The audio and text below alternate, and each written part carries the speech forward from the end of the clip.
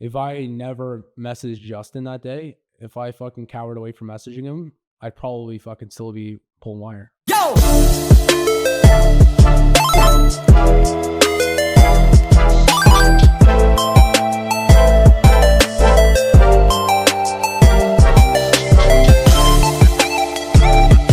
Nerds. Welcome to another episode of the Uncapped Network. Today we're honored to have Tyler Nichols, the owner of Powerhouse Construction in London, Ontario. A former Canadian Army member, Tyler's resilience knows no bounds. Beyond his construction, Tyler serves as the Mindset Monday coach for Trade Launch, a testament to his dedication to empowering others. Join us as we uncover the spirit and unwavering determination of Tyler Nichols.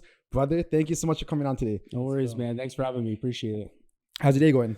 Good, man. Good. Yeah. Busy day after just coming back from Las Vegas. So just catching up on all the stuff. But what were you doing in Las Vegas? Take us through that. Yeah. So we went to me, Justin, and Amar. We all went to Hermosi. So the Hermosi event. Yeah, Alex Hermosi. It was absolutely incredible, honestly. But we got there. What would have been Saturday? So we got there Saturday, and then we were there until late last night, and then it was fucking dope though. That's wild, dope, bro. yeah. Like I feel like when people hear like Alex Hermosi, it's like, oh, someone on the internet, but you actually got to meet him. Bro, yeah, it was nuts. It was nuts. Yeah, like definitely one of the best experiences I've had so far. Yeah. Super humble for the opportunity even to go there.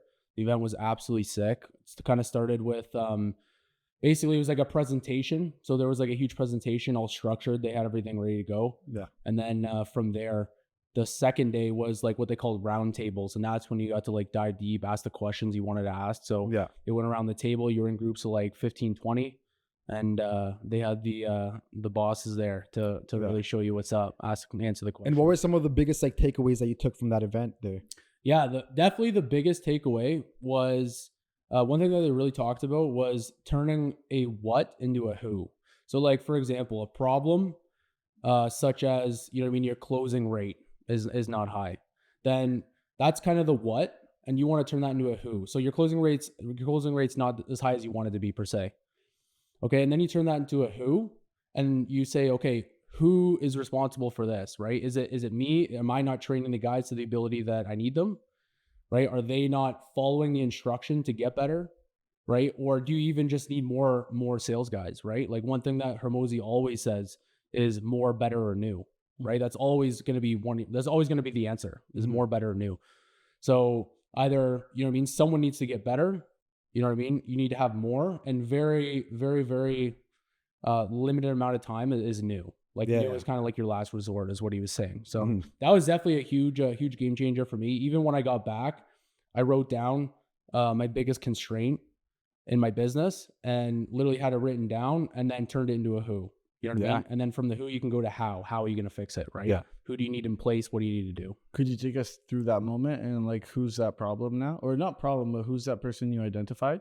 Yeah. So basically my what was, my what was essentially I need more production now. So we're selling, but now it's come to the point where the biggest constraint and bottleneck is my business is now how are we going to produce all this work that we just sold, right? Because we could sell all day long, but if we can't produce the work, then you're not going to hit the rev goal that you're looking for, goal that you're looking for.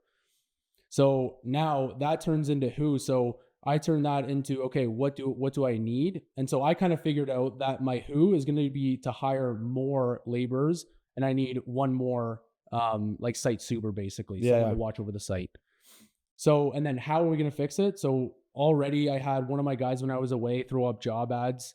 And then when I got back and I kind of understood that, then we pumped the money into the job ads. So now we got a bunch of interviews for next week. So we're already kind of on top of that, ready to go. Yeah. And a lot of people, I guess, would be in your position and they'll be comfortable because your business is doing really well. You know what I mean? You guys are crushing it, right? Like I swear I heard in the IDO, you guys grossed like 900,000 in like a year or 800,000 around there. Yeah. So it was crazy. I'll kind of tell you the story about how I got started here. Yeah. Let's do that. Please do. Yeah. So from January, so I opened up a sole prop in 2022 of, I think it was November or December. Mm-hmm.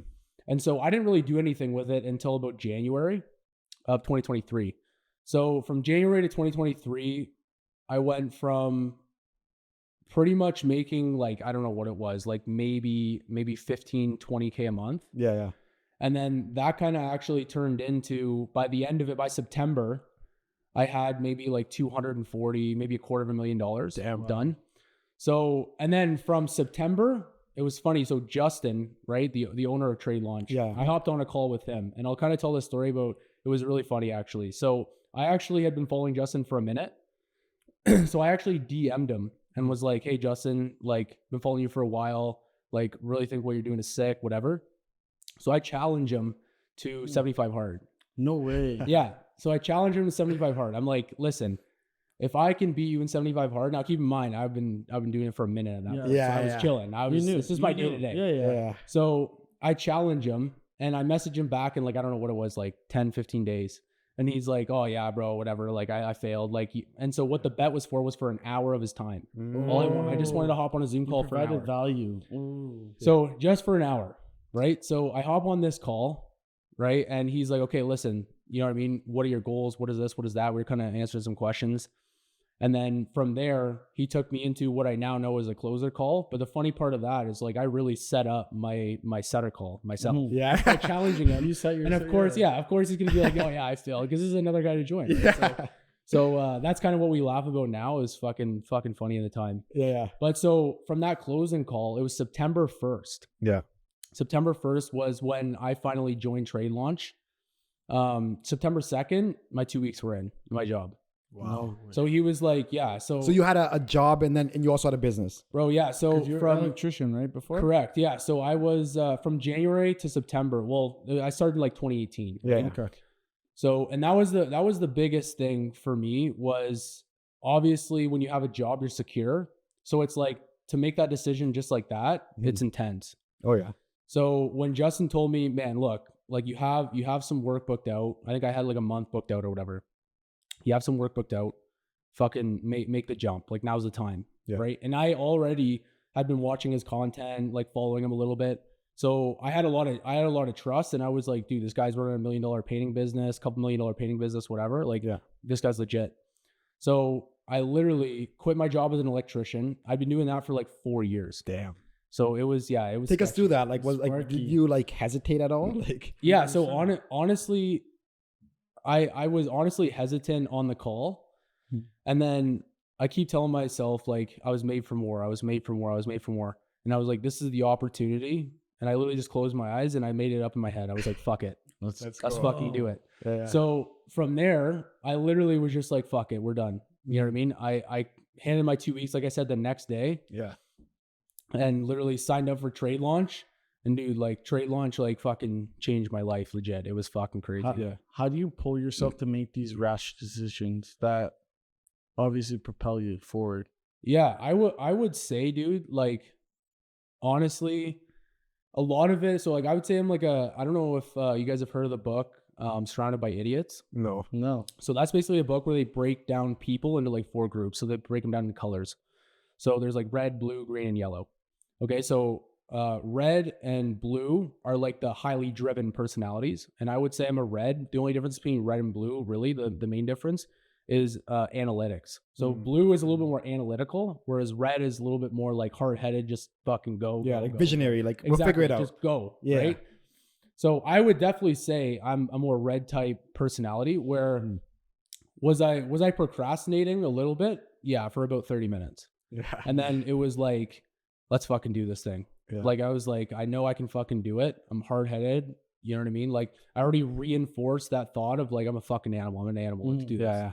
So like, and luckily I had enough proof, because that's one thing that, like, at least for me, I really don't believe something until there's proof. You know what I mean? So like, I was able to reinforce that by 75 hard, my time in the military, all the stuff. Like, I was eating on a strict diet. Like, I've been eating on a strict diet for the last like 4 years. Obviously there's been a couple days in and out, you're at whatever you eat out, but that was probably my procrastination time was about 30 fucking minutes. And what's like your support system saying at that time? You know what I mean? Like, you're quitting a job you had for 4 years. Like, do you have any like pushback? Yeah. So it's funny because I was actually about to go to school So I quit in September. I was going to go to school in December. Yeah. For your masters? To just be licensed. Oh. Okay. So I'm not a licensed electrician. Mm-hmm. Yeah.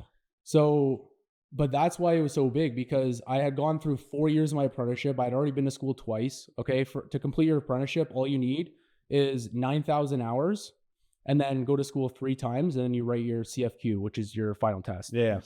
So I already had all my hours. I literally just needed to go to school and then write the final test. Yeah. Right. And so that's what I kind of had in the back of my head. My parents were very spotty about it, because they were like, dude, you literally just fucking did 4 years of this shit. Like, you may as well just finish it off. Yeah.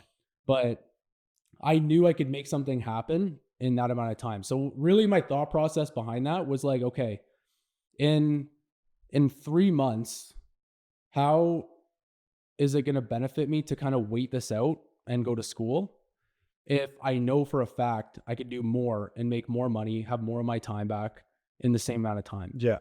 So that was really my thought process behind that. And that was when it really clicked in my head. And I'm like, dude, like, I believe in myself. Mm-hmm. You know what I mean? I could fucking kill this. So it's like right there, I stopped, and then it was just all guns blazing. But my support system at that time was really my mom. My mom's the best, man. Like, she supports me through everything. Same thing with my dad. They were just extremely nervous, just because my family, like, there's not really any entrepreneurial minded people per se.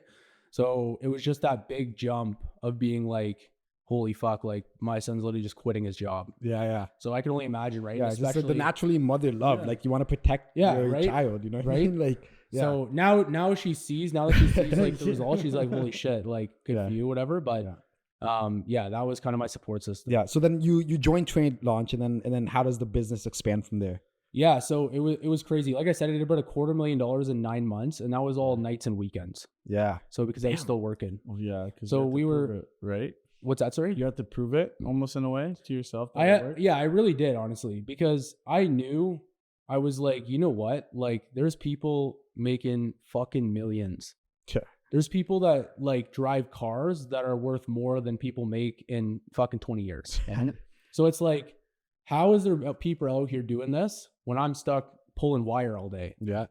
Like, there's got to be something different. You know what I mean? So I did, like I said, I did $250,000 in 9 months. And then 4 months after that, we did $1 million. Jeez. So so it was literally like, and obviously Trade Launch was fucking absolutely massive. And one thing that I preach in the mindset course is like, dude, we all have the same access to the same information, whether that be in Trade Launch or even out of Trade Launch, right? Like, did I have to go to the Hermosi event? No, because it's all over fucking YouTube. Yeah. But it's just the experience being there, you know what I mean? That really amplifies it. Yeah. But at the end of the day, everyone has the same access to the same stuff. Like, people forget that, like, we are in probably one of the best times to be alive, honestly. Like, whatever is going on in the world, some of it's fucked. Yeah. But in terms of access to information, it's absolutely unreal. It's absolutely unreal. So it's like, that's what I preach heavily, right? All the time to my guys, even in my business, is like, we all have access to the same information. It's how you utilize it. Yeah. So people ask me or whatever, how do you do that? Well, I simply utilize the information that I had. It's a very, very, very easy when you break it down. Yeah. Right. So that's kind of that journey. So, and a lot of people, especially now, are like, wow, that's crazy. That's crazy. That's crazy. And it's really hard to get that to click in people's minds, is like, we all have the same access to the information. The guy driving the Bugatti and the guy driving the Honda Civic have the same access to the information that's online. Yeah. The guy with the Bugatti might have a better network, but you know what I mean? A, you got to start from somewhere, and B, you literally do have access to the same information online. Yeah. So it's just a matter of how you use it. And where does that mindset come from, like, for you? Yeah, I would definitely say my time in the Army was a huge stepping stone towards my mindset. Massive. Because when I went into, so I'll kind of take you back a couple of years here, but when I was young, I always grew up, I was always like the fat kid, right? And even if you ask my mom, she'll tell you I wasn't fat, I was fat. Mama's love. Yeah, exactly, right? Exactly, right? It's kind of weird that my mom was the only person telling me I wasn't fat. Yeah. Also, too, the one that never gave up on you also, right? Yeah, exactly. That's jokes. Exactly. So, yeah, I was a fat kid growing up, man. So like, I always wanted to be a cop when I was younger. Mm-hmm. That was kind of like my dream thing when I was young. So from there, I was like, well, how am I going to be a fucking cop if I'm fucking fat as fuck? Mm-hmm. You know what I mean? Like, I think it was grade 9. I was like 220 pounds. No way. Yeah. Like I was a big kid. Yeah. So at that point, that's when I really found kind of working out. Like I was like, okay, I gotta fix something here if I want to live this life. Yeah. And I would say that's also something that I've always been good at is like, I've been able to maneuver, you know what I mean? I want to get to A, I'm at B. Okay, what do I need to do to get to A? Yeah. I would say I've been decent at that my whole life. So at that point I was like, okay, I gotta start working out. I gotta start dropping some pounds. Yeah. So I got into the gym young. I remember I asked my mom for a gym membership and she got me it for my birthday. So like first year's free or whatever. Yeah. So I think I started at the gym when I was 14. Yeah. Yeah. And then, so that's when I really started to like change my mindset because I believe that the gym is one of the ultimate mindset testers that's super easily accessible. Oh yeah. Right. Because the gym is very similar to running a business or doing really anything that's hard. Right. Because the gym takes consistency, takes dedication, takes resilience. Right. Like if I only worked out when I wanted to work out, I'd still be fucking fat. Yeah. Straight up. Yeah. So it's like, it's that discipline that really drives you in the gym and outside of the gym. Yeah. Yeah. So I got into the gym. From there, I really went to, I kind of looked into how to be a cop, right? And they weren't really taking any young guys. I don't know if they still do. I haven't really looked into it, but I know that, you know what I mean? More or less, it's a little bit older guys, more life experience. Yeah. So I was like, okay, so what's going to look good on a resume for a cop? And I was like, fuck the Army. Yeah. Yeah. So as soon as I turned 16, I turned Really? 16, I got my license and I joined. Damn. Yeah. Yeah. Was it a hard like process when you really thought about what you were joining? Yeah. Not really, because I think I was fucking 16 and I just was like, dude, this is fucking sick. Yeah. You know what I mean? Like you were like that kid in school and like I really loved the Army for everything that I loved, but I'm not going to sit here and say like I didn't love the status of in high school. Yeah, being of course. right? Yeah. Because like everyone's like, oh fuck, like Yeah. that guy's in the Army. Yeah, This guy's a heavy. yeah, 100%. Exactly. Yeah. So, but yeah, and then I ended up joining the Army at 16. Okay, so I started basic at 17. Mm-hmm. So I was always the youngest guy on all my courses. So I always felt like I had something to prove to myself and the other guys. Yeah. Right. Because obviously you want respect from your peers. Yeah. You want to be, you know what I mean, trusted as a guy like on the battlefield. Yeah. So that was super important to me. So I crushed the gym when no one else was crushing the gym. I did everything. I ate right. And then finally got to the Army, passed the physical. The physical was way overhyped. It was fucking easy. Yeah.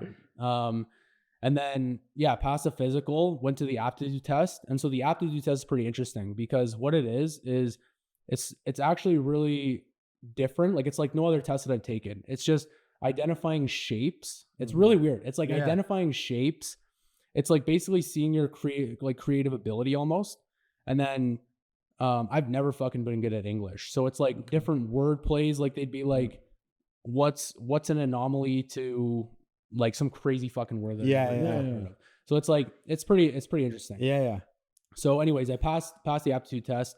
And then from the aptitude test, you could actually see what level. So they have different levels, right? So like you'd be like, let's just say you got a 50%. Okay, well, these are the only things that you can do now. So they limit you with that aptitude based test. Off that test. Exactly. That's crazy. It is. And so from that test, right, I got whatever list I don't even know. I can't remember what I scored. But Was it good or bad? Do you remember? It was probably shit. Yeah. Honestly. But so then, I went to combat engineer was what I picked. So I was out at 31 CER, which is actually just in St. Thomas. Mm-hmm. So completed my basic training, completed BMQ land, which they actually no longer have. It's just meshed into one. What is BMQ land, if you could? So it's basic quals land training. So it's basically something only the Army does. Okay. Right. So for like land warfare. Okay. And so that was probably crazier than basic training. It was shorter than basic training, but that's when they really, really push you. Like that's when I was, so we did this exercise and you go to basically the middle of fucking nowhere on some like random ass fucking base I think we were in Petawawa. Mm-hmm. And so we're out in basically the middle of nowhere, and your job is basically to dig a trench. So you're digging this trench. It's fucking late at night. You get in at like 7 p.m. It's dark. Dig this trench all through the night, right? And they're feeding you, but like, dude, you're burning calories. Like, Yeah. You're digging hard. So you're always hungry, bro. Like, Yeah.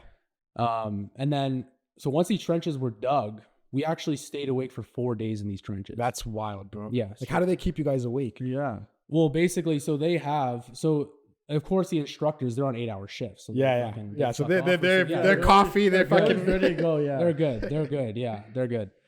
So, literally, so they would constantly attack us. So we were using blanks at that time. And so they would basically constantly attack us. So we were facing like a forest, and they would basically just come out every once in a while, shoot off some blanks. There would be like an assault, and we would just defend the assault. Damn. Yeah. Was that fun for you at that time, or was it stressful after a couple days? It was sick. It was sick. Fucking sick. Yeah, I loved it. Even day 3, day 4, you're like, hey, let's fucking go. Yeah, so like day 3, definitely morale was dropped. Like you stay awake for a night, you know what I mean? Everyone's probably done that. Yeah. You stay awake for 2, you know what I mean? Maybe not a lot of people have done that. 3 nights is like, okay, I'm fucked up. Yeah. I'm fucked up. So like night 3, I would say, was the turning point in morale, where like all the guys were like, okay, we're fucking tired. Yeah. So like at that point, what you were able to do was you literally, so we tried to make like little seats in our trenches so we could sit down, but like obviously it didn't fucking work. Right? So like we're trying to pack dirt to like make some fucking seat. Yeah. And then it didn't fucking work very well. Yeah. So you were basically like, we would have like 15 minutes on, 15 minutes off, where one guy, so you have 2 guys in a trench, one guy would be like taking watch, and the other guy would have like some time to just like fucking chill out or whatever, but like you couldn't fucking sleep. You were standing up. Yeah. Like, you know what I mean? Yeah.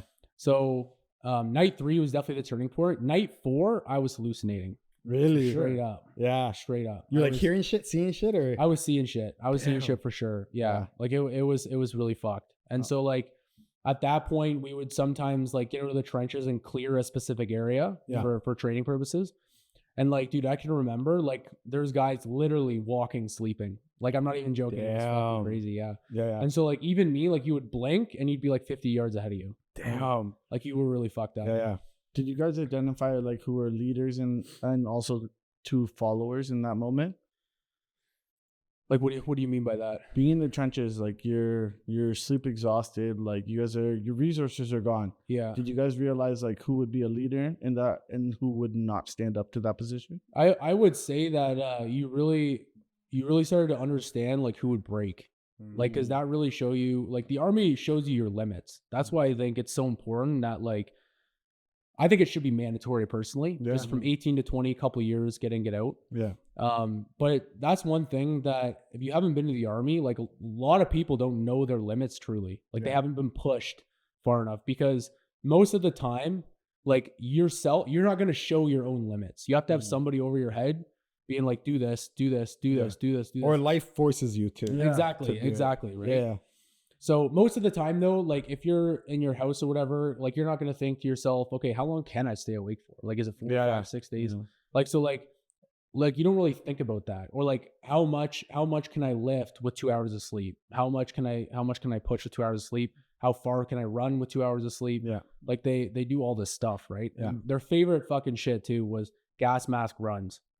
So you would have a gas mask on, and you'd have like your 50-pound bag on, and they would take you for runs. So it's like the 3rd night or something like that, right? They're like, oh, we're going to do a gas mask run. So you're obviously fucked, right? Like you're eating like MREs, which are not the best. Military ready. Ready to eat. Yeah, something like that. Yeah, that's rowdy. Yeah, so they actually do have a different name for them. That's the American name, but we just always call them MREs. But so the gas mask runs were just fried. Like it was like you were literally putting on a gas mask. It's super fucking late. It's dark. You're tired as fuck. Like that shit will show you your limits. Yeah. That will show you like how far you're willing to push to get to your goal. Yeah. Because at the end of the day, like that's just how I thought about it the whole time, is like, okay, they gave us a task, right? how do we get from B to A? I want to go to A. How do I get there? Yeah. Right. Like, and same thing with the army. Like, if you only did shit when you wanted to do shit, you'd be out. Yeah. Yeah.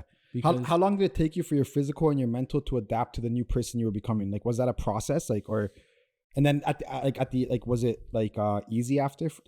I would say DP1 is really when they showed your limits. So that story was from BMQ land. Mm-hmm. So basic quals land training.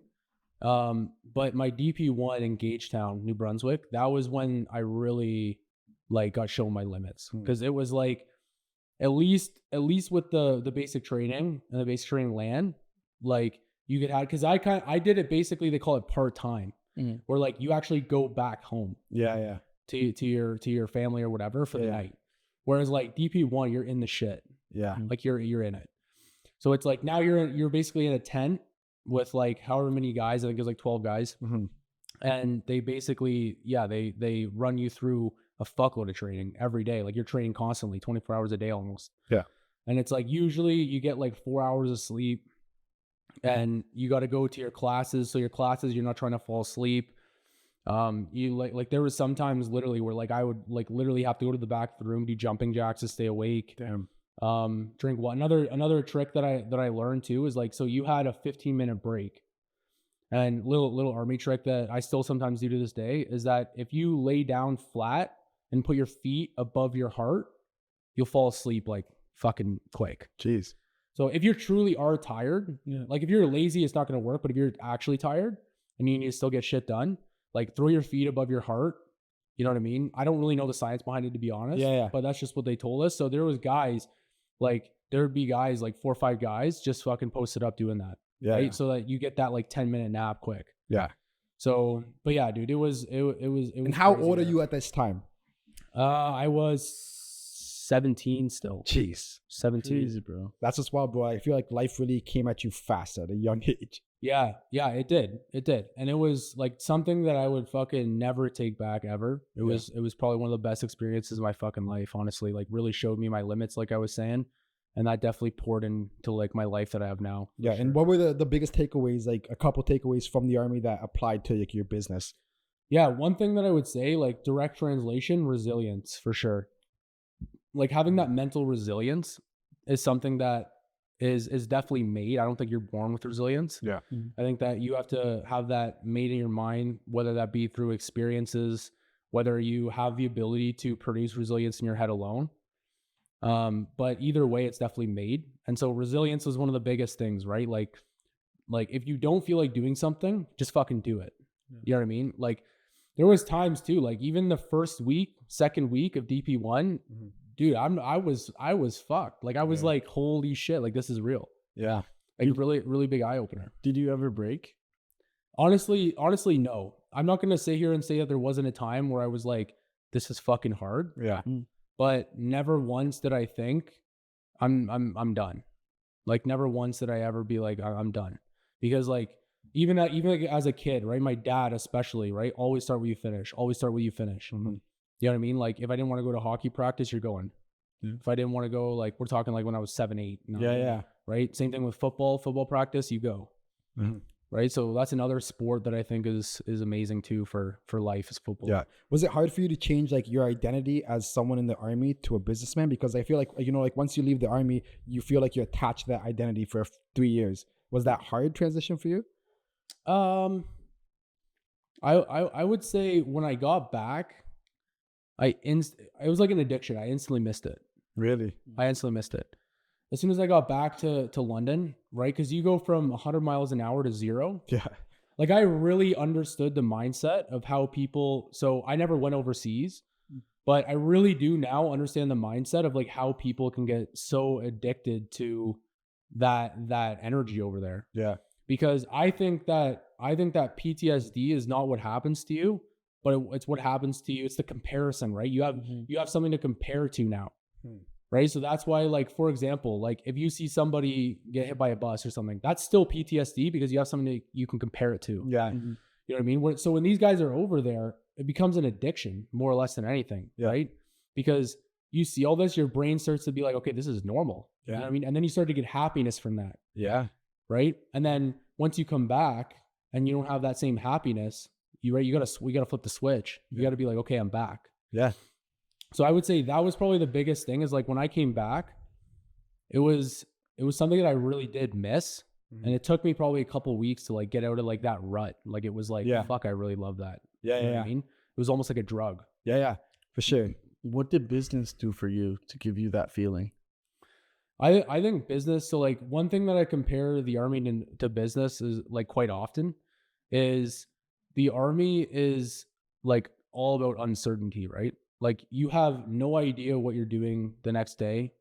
You have an idea about your courses, but you don't know what's coming. Like they do something called beasting, right? They call it beasted.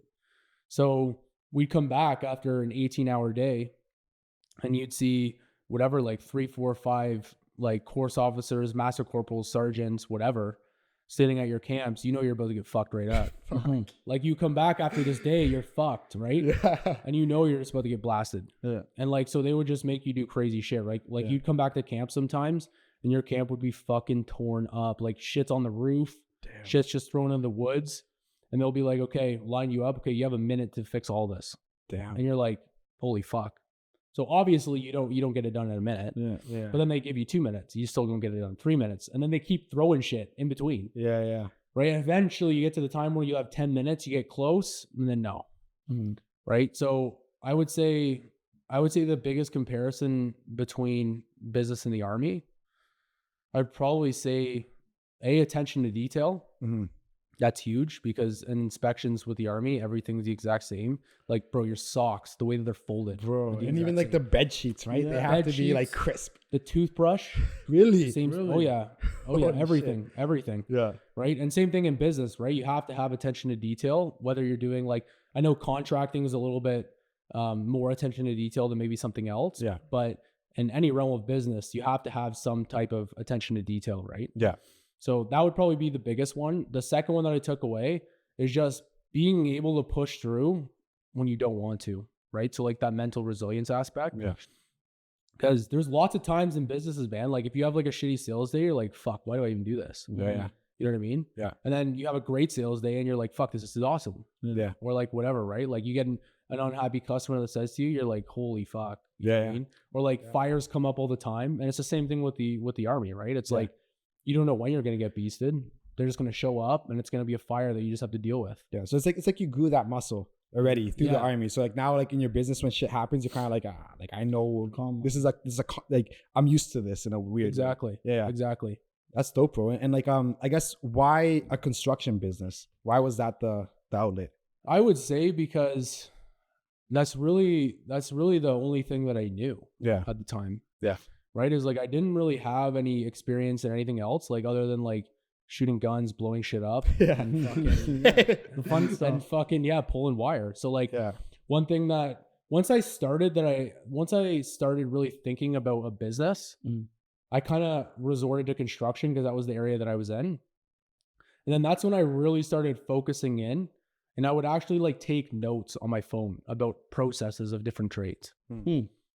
Because I was obviously an electrician, right? I didn't fucking build houses or anything. Yeah. So it's like, once you start to see other trades, like me, I'm a very visual person. Yeah. So once you start to see how shit's built, you pay attention to the way that the studs are built. Yeah. You pay attention to the way that, you know what I mean, they do stairs. Yeah. Pay attention to different codes. You ask people questions. The masonry, the brick, everything around the house. Everything. And obviously there's a lot of stuff too that like we sub out, like in my business. Like obviously you can't do electrical without, even though I've been in it for 4 years, I still can't legally do it. Yeah. I still like can't legally do plumbing. You know what I mean? I have a brick guy. So there is certain stuff that we don't tackle and we bring in subs for that. Yeah. But I would say construction, because that's really the only thing that I really knew at the time. Yeah. And did you have previous experience in business, like prior to this? Yeah. So I actually had my very first company. So obviously I love the gym. Yeah. And so once I got back, I kind of knew that I definitely wanted to do something in business. Yeah. And then I was like, you know what? I love the gym. I want to make a t-shirt company. Oh, yeah. So I wanted to expand and be like basically just gym apparel in general. But at the time it was like, okay, I got to start somewhere, right? So I started with t-shirts. Yeah. So I built this company called Lift Kings. Yeah. Right. Obviously, it was an unsuccessful company, but that was, I would say, my first time that I really ever dealt with like business in general. Yeah. Right? So it was like, and I was only selling them for cash. I didn't open a sole prop or anything like that. Yeah. And it was just really around my gym. And then I just kind of thought back and I was like, you know what? I really don't know a fucking thing about clothes. Yeah. So it's like someone that's been in this game, and maybe this was the wrong mindset, but I don't regret anything because it's like, Yeah, of course. Now. But I was like, someone else is going to be a lot better than me. Someone else has like 10, 15, 20 years experience in this. You know what I mean? So why don't I stick to with what I know? Mm-hmm. You know what I mean? And that's one thing that I've really learned about construction as well, is like a lot of people are like, oh, why don't you do brickwork? Well, it's like, you have to think about it in a business mindset, really, is like, yes, I could learn brickwork, or I could hire a guy that knows brickwork, but it's like the brick guy that I have, he's been doing it for 40 years. Yeah. So it's like, why would I try and start to learn brickwork now? Yeah.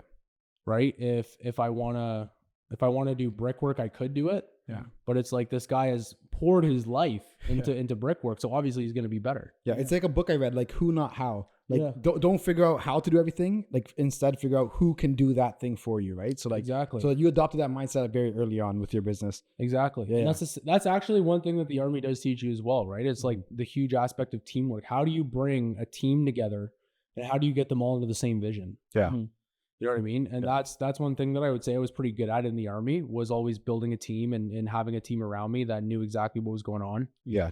Because my next question was going to be that, like, how did you build a power team to like have people working for you and your vision? That like, so. Yeah. So I would say, dude, honestly, it's, so to build a team, you have to have a vision before the team. Yeah. You have to know what you want.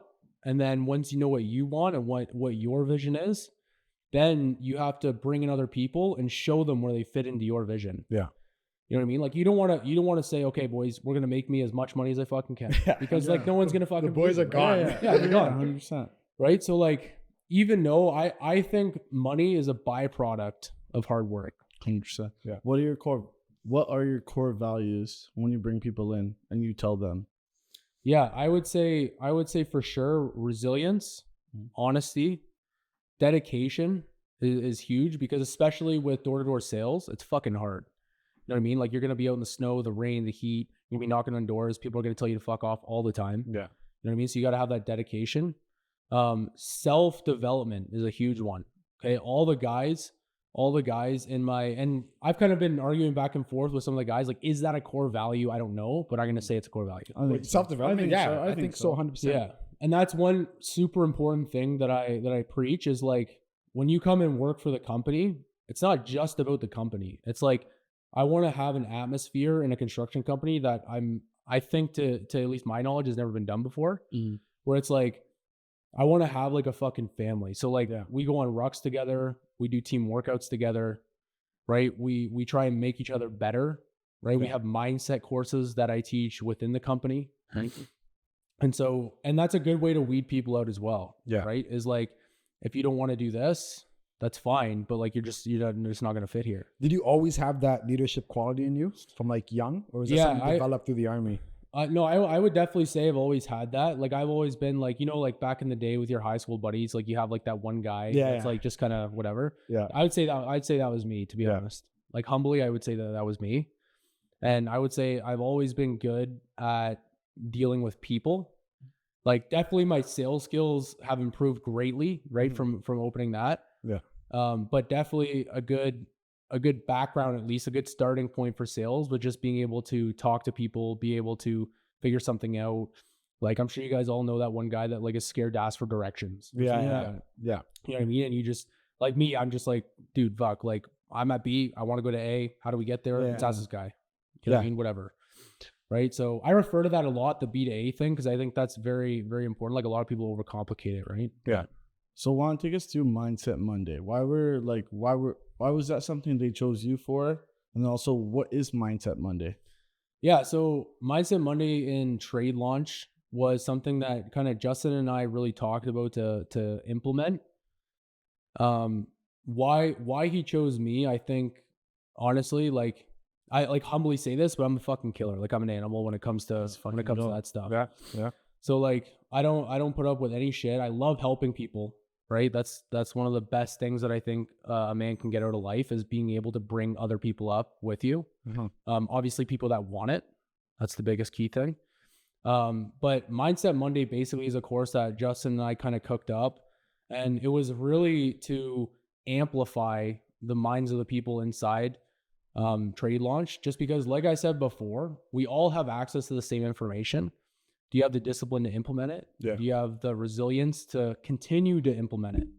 Do you have these key mental factors that are going to go into your success? A lot of people overlook the mindset, but I have a strong belief in saying that it's very important to be able to overcome and be able to have that discipline and to be able to have that resilience, because like I said before, like business is war, right? There's gonna be fires all the time.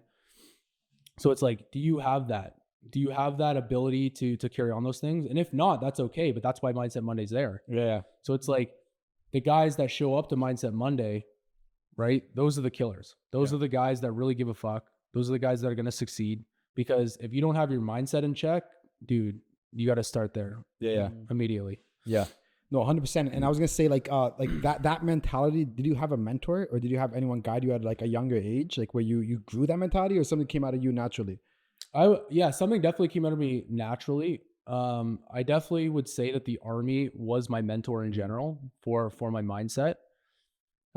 Because like you kind of are who you hang around, right? So 100%. It's like when you're around, like I was fucking 17 around 20, 30, 40-year-old guys with families and and shit, right? And these guys are fucking monsters. Like they're rucking heavy, they're running fast, they're fucking lifting heavy. Like, so it's like you want to be like that. Yeah. So I had mentors all around me. Yeah. All the time.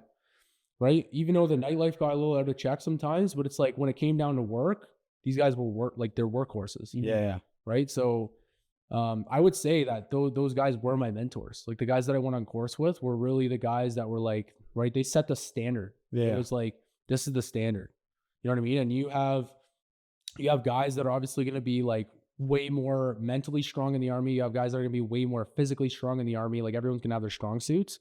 But at the end of the day, like I would say I was pretty good at picking and choosing who I went to for different information, right? Yeah. Like the guy that lifts the heaviest. Oh, what do you do? Like, what do you eat? What do you do there? What do you do this? Right? And guys are super open to help you because everyone's in that, like, we're a team mindset. Like, it really is insane. Like, I really hope, honestly, that I have like the brotherhood that I had in the Army, but I think it's gonna be very hard because like the Army is something like no other. Like you literally sleep, you eat, and the biggest thing is that you suffer together. Yeah. That's the biggest thing. Yeah. Right? Like when you build a team, that's why I take my team on rucks. That's why I go and work out. Because when you really see, like when you're in the shit, when you've been awake for 4 fucking days, you see the animals. Yeah. Right? Culture. Like, yeah, exactly. Like you see the real person behind the face. Exactly. Right? Exactly. So a lot of people can put on a show. Yeah. But when it really comes down to it, it's like, who's actually going to be there when shit hits the fan? Like who's going to be the guy that you want on the battlefield? Who's going to carry the boats? Yeah, right. Who's Literally, gonna carry seriously, the though, fucking right? boats? If I'm not doing something, you got me. Yeah. Kind of idea. Exactly, dude. Like, and there's a lot of people too, right? Like when you go on course, like it's just a matter of fact where it's like, dude, I don't want this guy to fucking carry me out if I got hit. Yeah. Like, you know what I mean? I want this guy to carry me out. Yeah. Because he's the one fucking like being like, no, I don't even fucking want to break. I've been awake for 4 days. Yeah. Fuck that. Let's do it. Fuck. Have you found it hard to build a team because you have this rugged To be honest, I would say yeah. Honestly, it is hard finding guys and girls. Yeah. But it is hard finding both of them to adapt to the mentality, because I still sometimes have to remember, I still have to check myself sometimes to be like, not everyone has been to the Army. Not everyone has had the experiences that I've had, right? Some people don't even know what self-development is. So it's like, am I willing to show a new person what self-development is and open up that door for them? Absolutely. Yeah. But you have to want it first. So it is hard to really find the guys that want it. Yeah. Because not everyone's going to come to you already assembled, right? Sometimes you got to put in the work for them, right? Like you have to be able to, I think it's very important as a leader, you have to be able to see the potential in people, not just face value. Yeah. And was it hard for you to like start to outsource things in your business? Like, was that hard? Because I know like once you have a business, like it's like your baby. Yeah. You know, you don't want anything to go wrong. You put the wrong person in the wrong spot, they're gonna make the business look bad. Was it hard for you to like start to trust people with processes and stuff like that? Absolutely. I would say it was actually way harder than I thought it was going to be. Just because like you see all these good reviews coming in and you always start to like think, you're like, okay, well, what's going to happen when I'm not there? Yeah. You know what I mean? But at the end of the day, like I've come to terms with that's a part of business. Every business that makes, let's just say over $1 million probably has more than one guy doing more than a couple tasks. Yeah. You know what I mean? So it's like, you have to look at where you want to get to in your business. Cause some guys are good, man. Some guys are good making $300,000 a year rev. Yeah. And they're chilling at that. They take home whatever 80K. They're happy. They're good. Yeah. Right. And so that's just not what I want to do. Yeah. And what's your why? Like what keeps you like driven? Because it seems like you obviously are sacrificing a lot, you know, a lot of your time into this business. Like what keeps you going? Yeah, I would say two main things, to be honest. One of them is my family. Actually I would say three. One of them is my family, because I love my family. And I think one of the ultimate gifts of life would be to provide for your whole family. Yeah. Right. That would just be amazing. Right. Like flying your family out on a private jet to a vacation. Yeah. Right. Like what percent of people do that? Not very many. Yeah. Okay. My second one I would say is because I just want to be rich as fuck. Yeah. Love it. Like I want to have the cars. I want to have the watches. I want to have the fucking status. And I think that's just like, as a man, I think that comes with a lot of things. And I love that because like a lot of people shy away from that. You know what I mean? Like admitting that, but like it's like let's be honest, let's be open. Like Dude, absolutely. We all want it. Oh yeah, absolutely. Yeah. And like a lot of people say, "Oh, well, that's fucking materialistic." Fucking right, it's materialistic. Yeah. But like at the end of the day, if you're not a little materialistic, I think you're lying. Yeah. Right. And when Like, you're at that level, you're actually able to like provide and help so much more people than if you Exactly. weren't at that level. Right? exactly, and that's what I fucking hate. Right, and that's what I've learned. And I'm not gonna lie, like I was a victim of it too, but just like society in general teaches you, right? Like all the fucking rich. Yeah. The bad people. But it's like, Slumlords. But it's like one thing that fucking that Tate says that I love is like, if you're making 50K a year, right? How many people can you help if you're making 500 million a year? 100%. Like what's the difference is massive. Yeah. Absolutely massive. Oh yeah. I remember Alfonso was saying that to us also. It's like the more money you have, realistically, the more you can help. Yeah, the bigger impact you are to like others, and isn't that not the ultimate goal to try to help like your community? Absolutely, your man. Family. Absolutely. Like imagine the feeling that you would have of gifting the fucking, I don't know, the charity of your choice, fucking $10 million. Yeah. Nothing. Yeah. Absolutely. Like nothing would beat that. Yeah. That's unreal. 1000%. I agree with that. Number three, you said. Yeah. Number three is I definitely believe that there's a lot of like fucked up shit going on in the world. So I want to be able to have a voice in the world to be able to preach what I want to preach. And so I think that comes with power and status, Yeah. right? Like no one's going to listen to you if you haven't done anything. Facts. So it's like, I need to, like my ultimate goal is to be able to influence people and to be able to basically preach what I want to preach and be open about what I want to be open about. Yeah. Like, and so no one's going to listen to you if you're not in the shit doing it or have done it. Yeah. And would you say that like you as a little kid, you like when you were younger, would you be happy of the man you are today? Absolutely. Did you expect it? Not at all. Jeez, I love that. When I was a little kid, I really did think I was going to be a cop. I was dead set in my mind. Yeah. Dead set. And then I kind of always knew, like this is the thing. I always kind of knew I was meant for a little bit more. I always felt like I had the potential to do it. I just didn't know what. Yeah. Right. So I think this is part of the what. I think this is just the beginning. I think there's like the future's bright. It's gonna be crazy year, and just gonna keep getting better. Yeah. And how old are you again, sorry? Yeah. 23. I just turned, bro. I fucking love that, bro. Yeah, I turned 23 in January. That's dope. I want to ask you, with all this like power, influence, and everything like that, are you scared about having that influence on people? Absolutely not. No, I believe that money is just an amplifier. Power is just a way for you to speak to more people. Right. So I believe in what I preach. I believe in what I say. So absolutely not. I'm not scared of the status or the power or how people are going to take it at all. Yeah. Because like the way that I think about it is like, you know what I mean? If you don't like what I say or if you don't like me, that's like, I don't give a fuck. Yeah. It's fine. Yeah. You know what I mean? But I'm still going to do my thing. Doesn't matter. How do you instill that confidence, like for someone who's listening and who isn't confident per se? Proof. I would say proof. You have to prove to yourself. At least for me, that's the only way I can believe anything. Like I can't say and believe to myself right now that I'm the richest fucking guy in the world because I'm not. There's no proof that I am. Mm-hmm. You know what I mean? So like, is there manifesting? Absolutely. I manifest every day. Every day. Read my vision every day. Yeah. But like, it's not fair to me to say that if I'm not going to, because your mind is so powerful and you want to tell yourself positive things all the time, right? A lot of people overlook that, or they're like, oh, that's like some fucking magic shit. What the fuck is that? But it's like, it's so true, man. Like if you speak it and you really believe it, it will happen. Yeah. So would you say that's part of like your morning routine, like visualizing or like, affirmations? Yeah. So like I would say, everyone should have a morning routine. Doesn't have to be fucking 3 hours, just 45 minutes, whatever. So like I'll usually wake up at 5, where I'll wake up, I'll go for my ruck, I'll do my workout, and then from there, when I get home, the first thing I do is pray and read my vision and just take 5-10 minutes and just sit in a dark room and visualize. Visualize what your life's gonna look like. You know what I mean? You really have to believe that you have the ability to do that, right? You may not, I wouldn't tell myself that I am this person, but I would put myself into the body of that person, of my future self. Wow. And I can see it. Yeah. You know what I mean? So and that's, sorry, go ahead. My bad. Don't I want you to finish that, but I want to ask, like, you do all this, do you believe it actually works? Oh, absolutely.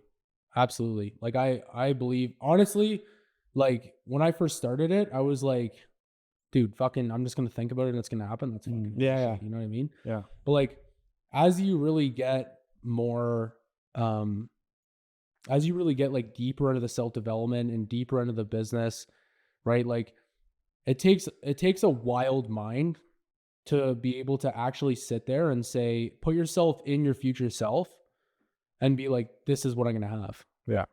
Like it really does take a different type of person to like truly believe that's your core. And I do. Yeah. And I do. And I think doing that every day, having the dedication and the discipline to do that every day is super, super important. Yeah. I know you did mention there that like during your morning routine, you do pray. Like, is that something that are you religious? Is that something that you do practice? Yeah, I definitely am. I definitely am religious, Christian. Yeah. And I pray every morning. Yeah. That's awesome. Like, yeah, man. I think it's very important to, have a religion. Yeah. In general, something that you believe in. Yeah. Right. And I think that's also why, like, if you really look at some of the higher status guys and girls, they all have some type of religion. Yeah. Because it's basically it's reinforcing that ability to believe. Yeah. You know what I mean? And I'm not saying that you want to just practice religion because you need to practice what believing is and what manifesting is. But like, I'm not going to sit here and tell you that God is real for 100%. I can't. Yeah. I can't. Right? Your beliefs.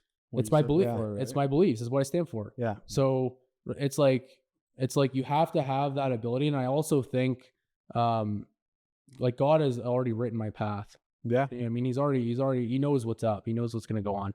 So it's like, it's now my job on earth to execute that plan. Yeah. And like the reason why I asked that is because like I feel like I'm very religious too, and I feel like God's kind of like getting out of the topic nowadays for a lot of young men and a lot of young women. You know what I mean? So it's like we see all this shit going on in the world, and it's just like we're taking away like that very valuable core piece, right? Absolutely, man. And I think it's really changed. I think a lot of society. It's changed a lot of shit. Like it's really unfortunate to see because like even some of my buddies, right, atheists, like just don't believe in anything, which I think.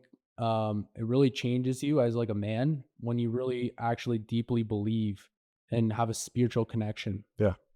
Right. Because you have like a lot of people will tell me like, you know what I mean? Oh, it's just, and I'm talking about like the guys that don't believe in anything. Yeah. Right. Oh, it's just something to comfort you. Yeah. Right. To comfort you for death. Yeah. It's way more than that. It's way more than that. Yeah. You know what I mean? So, I think religion is extremely important. And I think it's extremely unfortunate that we are starting to live in a godless society. Yeah. Right? Like, it Right. gives you something to aim for. And like, think about it. Like, humans are fucking like monkeys, bro. Like, don't think about that. You know, we go out, we go party. A lot of people go do stupid shit, but it's just like, what are you aiming for? Without that, like Jordan Peterson says the best. Like, when the sun rises every single morning, that's never promised, but it gives you something to look up to. Yeah. You know what I mean? So it's like, I agree 100% with what you're saying in the sense of like, you have to aim for something. You have to like, you kind of have to like humble yourself to God, because then it's like if you don't believe in a God, then how fat can your ego get? Absolutely. Right? Absolutely. And like, I think for us to sit here and say that we are the end all be all, I think that's ridiculous. Yeah.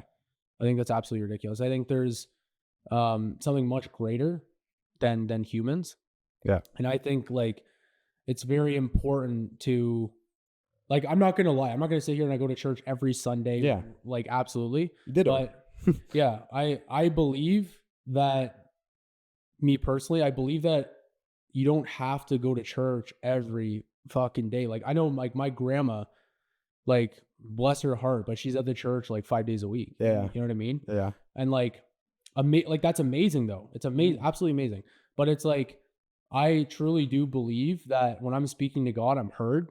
Mm-hmm. Right? I don't feel like I have to be in a church to talk to God. Mm-hmm. I talk to God every day throughout the day. Yeah. You know what I mean? Yeah. So, I think that it's very important, especially like maybe if someone's listening that isn't religious right now, I think it's extremely important to, like start to study it a little bit. Yeah. You know what I mean? Yeah, exactly. Exactly. Discover yourself. Like, even to a lot of my self-development through religion has been through my friends, because I used to walk away from it because I would always ask God for a situation to be fixed versus trying to fix myself and then ask for the support.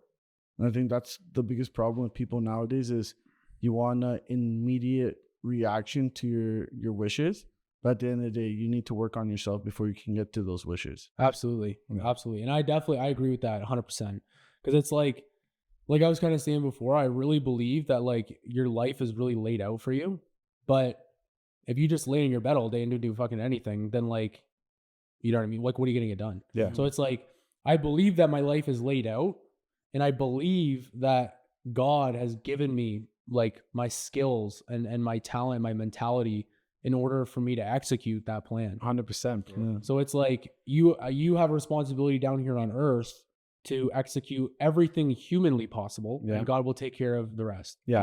And it's one of those things where it's like that story, bro, like where in the Bible, it's like God gave this person a bunch of talents and he hid it because he thought he had to protect the talents. But like, God's like, yo, what are you doing? Yeah. Like, I gave you those talents to like, let it out. Like, Yeah.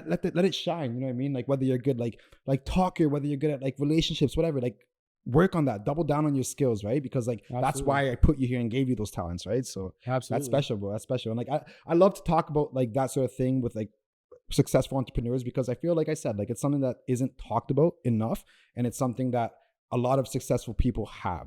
Absolutely. And it's just like, it's put to the side. Oh, it's crazy. Right? It's crazy. Yeah, it's wild, bro. But like, I guess like let's take it back to like your business there. How do you avoid yourself from like burning out? Because I'm sure you have so many like stuff that's going on day to day. Like, how do you keep yourself sane? Yeah, I would say honestly, the religion really does help. Actually, that definitely ties right into that. Is like having the ability to like stand back and talk to God and you know what I mean, work through stuff spiritually as well as physically is a crazy benefit. Like, it's a crazy benefit. Another thing that I do to keep sane is just the gym. The gym is like your time to go in there and just focus on nothing and just work out. You know what I mean? Focus on the weights, kind of, you know what I mean, gets your mind off of everything else. Because there's some days in business, right, where like you can have shit days, absolute shit days. And it's like those days are the days that you just need to go to the gym and really just dial out and focus on the workout and just have time to yourself, think about it. You know what I mean? So, yeah, I would say the gym, my spirituality definitely helps. And I think that getting better also helps. Like, whenever I have a shit day, I don't know if you guys have read the book Extreme Ownership by Jocko. Yeah, I have. So that's a wild. that's a wild book.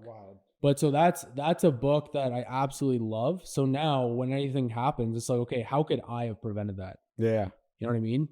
So once I identify how I could prevent that, because there's maybe like 1% of shit that happens in a business that the owner can't prevent. Yeah. Right? Like ultimately, it is your responsibility to make sure everything goes smooth. So there's something that you, as an owner, as a CEO, as a whatever, is not doing, right, to enable the outcome that you're looking for. Yeah. So like, I always find like what keeps me sane as well is like knowing that, okay, I fucked this up, right? I didn't give this guy this information, or, you know what I mean? Maybe he's not trained up enough, or maybe I gave him too much responsibility too early. So it's like, okay, now I'm going to watch a video on how to get better on that. You know what I mean? Now I'm going to fill my mind with something that's going to make me better in that area. The what versus the who.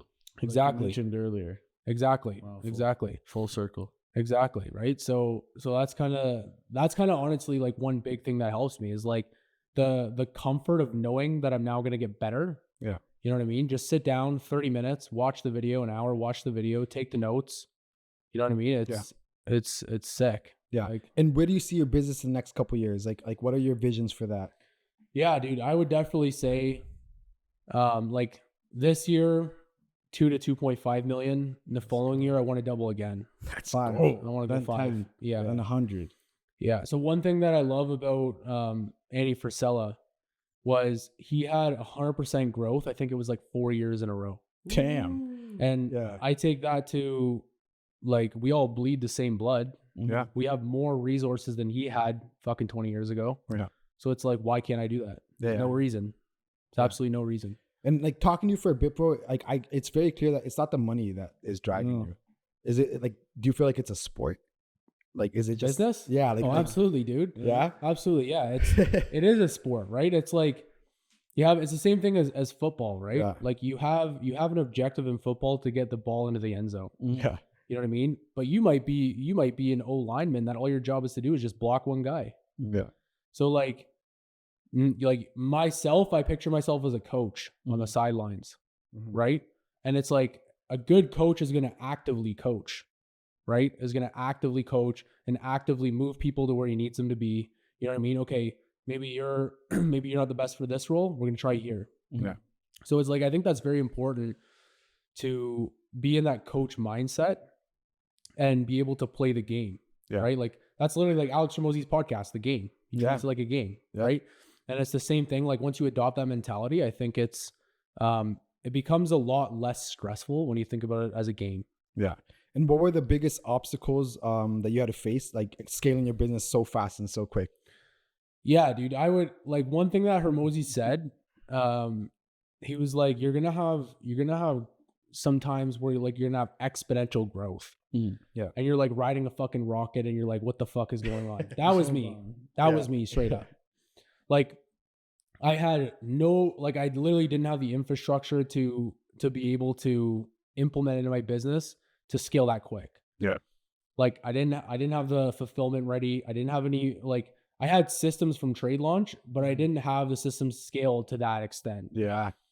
So it was a lot of fucking like moving really quick. A lot of late nights, a lot of like, okay, what do I need to do? What do I need to do? Like when we did that, it was like, holy shit. Like it was like, what the fuck is going on? Like, because now you go from like, you have like maybe 5 guys, you just double your guys. And now you're like, okay, now I have all these new guys. I need to train them up. I need to implement them ASAP. Yeah. Like, so it's and the days are going and the, you know, yeah, dude, like literally there was one week I remember that like, it really made it like real for me. Cause it was like, basically I had been working like throughout this week, like fucking like literally 20 hours a day. Like it was fucked.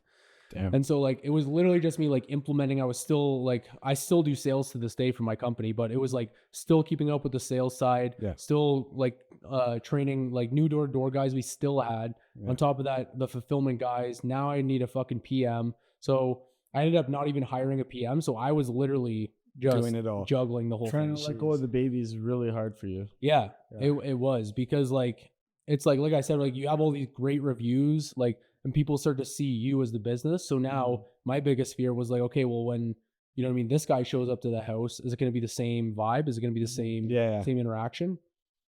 But one thing that I realize is like you just attract the same people who you are. So it's like if you just become that guy, then you got nothing to worry about. And so now when I implement all this stuff, like this extracurricular stuff that we do, like the rocks, the mindset courses, the this, that, it's like now my nerves come down a little bit because it's like only the guys that I want to be here are going to make it through this. Yeah. You know what I mean? Yeah. Like, so if you're showing up to all this stuff and you're actively participating in all this stuff, then it's like, I know that you're the shit. Yeah. Like, I know that you're there to fucking, to like make it worth my while and make it worth your while. It's a little piece of you acting as you, but you don't have to worry about it as much now. Exactly. The brand, that brand. And how's that whole like hiring process? Like, are you looking for a certain sort of avatar when you're picking someone to work for you?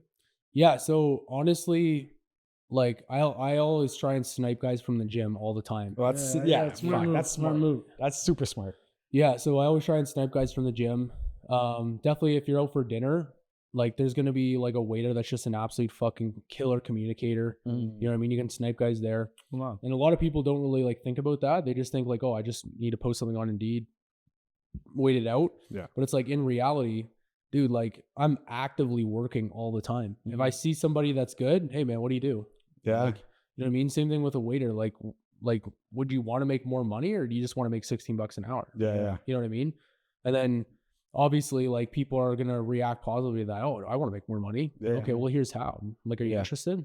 Like, so you can easily someone do that.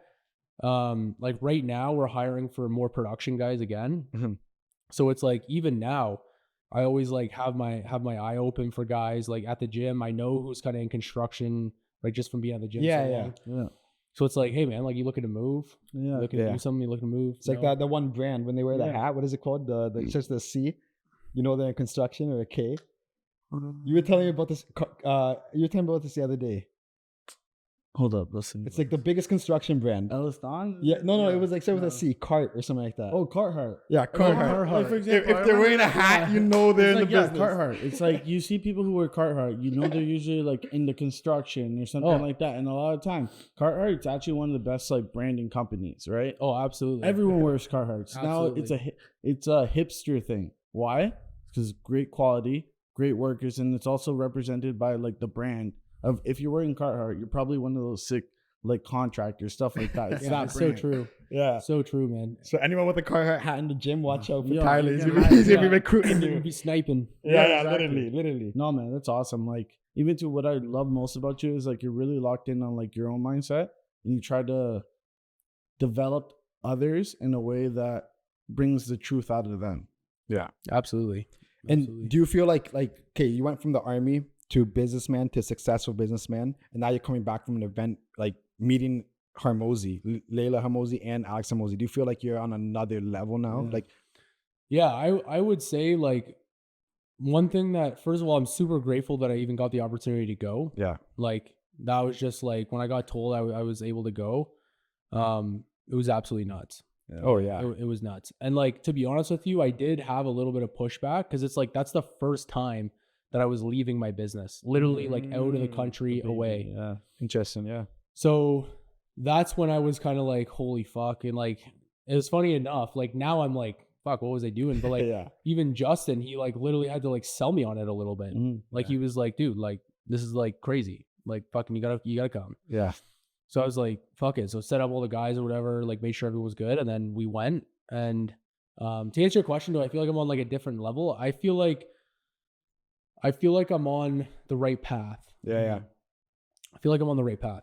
I wouldn't say I'm on a different level, but I would definitely say like it's a step in the right direction. That's what I mean, like transitioning to that next you. You know what I mean? Yeah, absolutely. Like now that like I've seen, because dude, like honestly, like the money that I made, like I pour into myself as much as I can, right? Because now's the time to get all the knowledge so that you can grow even further than you ever even thought.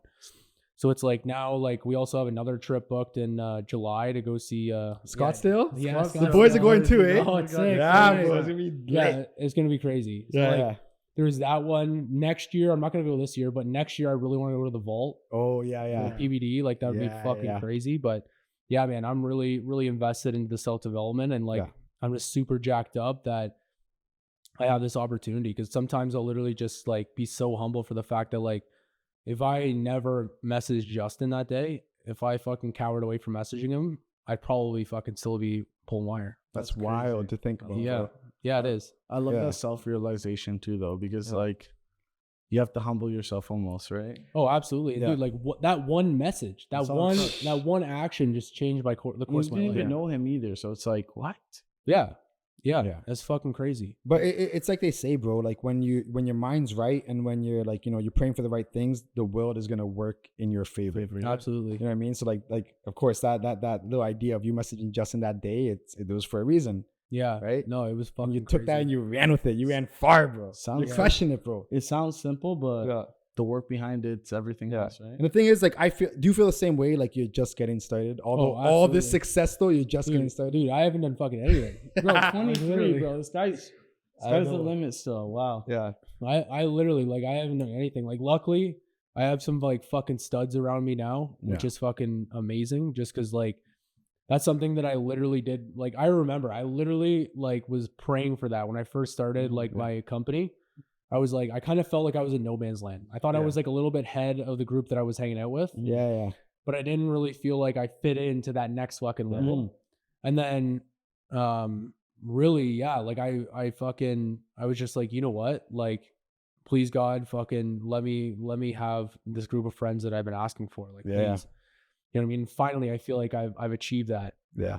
That's amazing, bro. Yeah. And, like, you deserve it, bro. You knew your aim and you were going for that, right? Yeah, no, I appreciate that. Yeah, no, that's awesome, bro. And I guess, like, is there anything else you would want to get off your chest to the audience and to everyone listening to this podcast? Like, any advice you would like to give the young people who want to do what you're doing? You know what I mean? Yeah, man, I would truly say, like, you gotta just do what you don't want to do. Like, I was literally thinking, like, maybe I should make a fucking brand of that.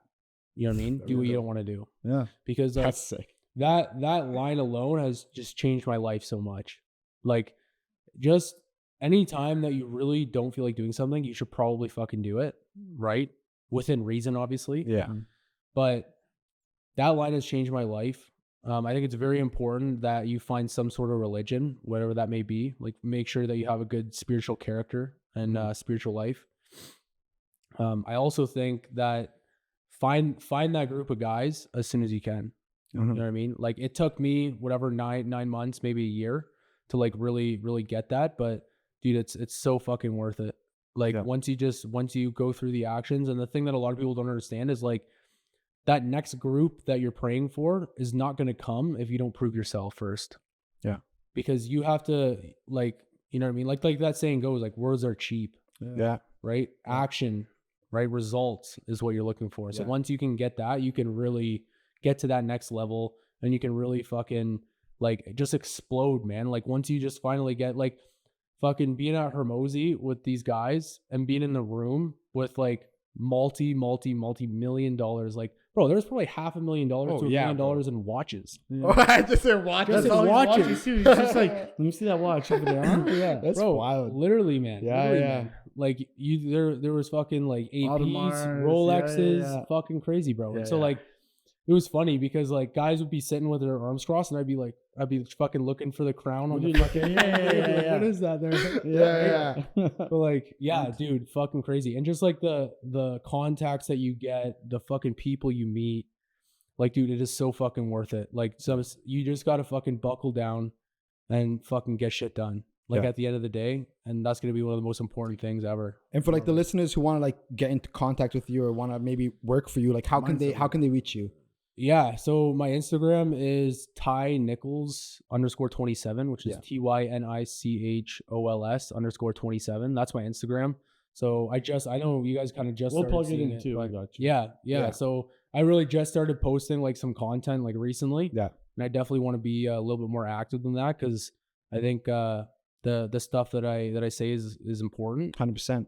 And any people that I can help, it's definitely gonna be so fucking worth it. So, and just like even the messages, right? Like, even the like whatever 6-7 people that have already messaged me, like, when you get a message saying that, like, dude, I was dealing with this, I watched your video and it fucking changed me. Yeah. It's like, when you hear that from like another fully grown man, Yeah. like it really fucking does hit you. Like it humbles you to the fact of like, dude, like I'm so thankful to have the mindset and be able to even have the ability to reach this many people. That's what I'm 100%. saying. Like we live in a digital world, which is fucking amazing. Like the amount of people that you can reach now is like it's never been done Insane. before. It's never fucking been done before. Like I remember like one of our clips like hit like 1.3 million. Yeah, that's And it's just like, what the fuck? Like put that many people in a room. yeah, It's stadiums. It's Put crazy, 1,000 bro. people in the room. Yeah. Bro, it's insane. So Yeah. it's like, even if I can just reach like I made a goal and I put it publicly, I want to help 10 people right this year, and I want to like actually see the results through. So like Trade Launch is obviously helping me with that. Yeah. So I'm gonna start posting more actively, ideally. Yeah. In order to hit that goal, because I think it's very important that if you have something that's gonna benefit somebody else, I think it's important that you help as many people as you can. Yeah, like why not share it? Don't hide your talents. Yeah. Yeah, 100%, dude. 100%. Like just get out there. Like I'm not a very good like cameraman. Like if you were to see like what I'm doing behind, like dude, I'm like retaking like fucking 10 times, 15 times, like trying to get the perfect video. Yeah. Right. And but yeah, like I think even though it might take up some time, I think like if I can help just a handful of people, it's all worth it. Yeah, and I think those listening to this you're gonna help more than 10 people, just like from what you're saying in your experiences, you know what I mean? And we're definitely gonna have you back, you know what I mean? Like, because the process is gonna be wild. Crazy. Like, absolutely. I know next time we sit down, it's gonna be like, yo, like, what happened in this amount of time, right? Yeah, dude, absolutely, man. Yeah, you're crushing it, bro. And like, honestly, thank you so much, man, for taking the time to come and sit with us. No, it means a lot to us, honestly. Appreciate it. Yeah, and for those who are listening, and for those who have like been with us thus far, make sure you like, comment, and subscribe. And we're gonna add all of Tyler's information in the show notes so that you guys have access to him as well. And yeah, bro, thank you so much. Yeah, appreciate it, man. All right, You're peace. welcome. Peace.